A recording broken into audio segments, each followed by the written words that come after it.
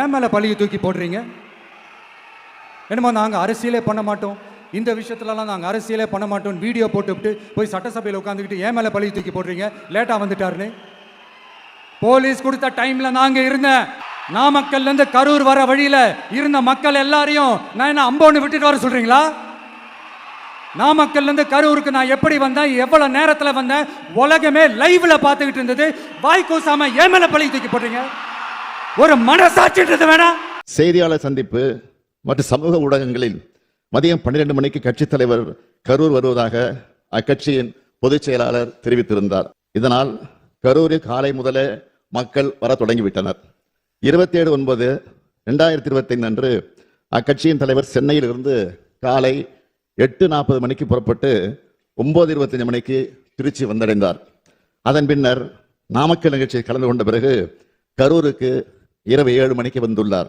அதாவது அறிவிக்கப்பட்ட 12 மணி கடந்து 7 மணி நேரம் கழித்துதான் வந்தார். இந்த காலதாமதம் கூட்ட நெரிசலுக்கு முக்கிய காரணமாக அமைந்தது. இங்கே அனைத்து கட்சி சார்ந்தவர்களும் இருக்கிறீர்கள். உங்கள் அனைவருக்கும் தெரிந்த விஷயம்தான். கூட்ட ஏற்பாட்டாளர்கள் சில முக்கியமான ஏற்பாடுகளை செய்ய வேண்டும். அவை அன்றைய தினம் கரூரில் செய்யப்படவில்லை. காலை முதல் காத்திருந்த மக்களுக்கு போதிய குடிநீர் இல்லை. உணவு வழங்க எந்த விதமான ஏற்பாடுகளும் நிகழ்ச்சியை ஏற்பாடு செய்தவர்களால் செய்யப்படவில்லை. இயற்கை பாதைகளை கழிக்க பெண்களால் வெளியில் செல்ல முடியவில்லை. சம்பவம் நடந்த அதே வேலுச்சாமிபுரத்தில் இதற்கு 2 தினங்களுக்கு முன்பாக, அதாவது 25/9/2025 அன்று மாண்புமிகு எதிர்க்கட்சி தலைவர் அவர்கள் கலந்து கொண்ட பரப்புரை நிகழ்ச்சி நடந்துள்ளது. அந்த கூட்டத்தில் பங்கேற்றிருந்தவர்கள் முறையாக ஒருங்கிணைக்கப்பட்டு கட்டுப்பாட்டோடு நடந்து கொண்டனர். எந்தவித அசம்பாவிதமும் இல்லாமல் நடந்து முடிந்தது. கேரவன் வாகனத்தை பின்தொடர்ந்து பெருவாரியான ரசிகர்களும் கட்சியினரும் நிகழ்ச்சி நடைபெறும் இடத்திற்கு வந்து கொண்டிருந்தனர்.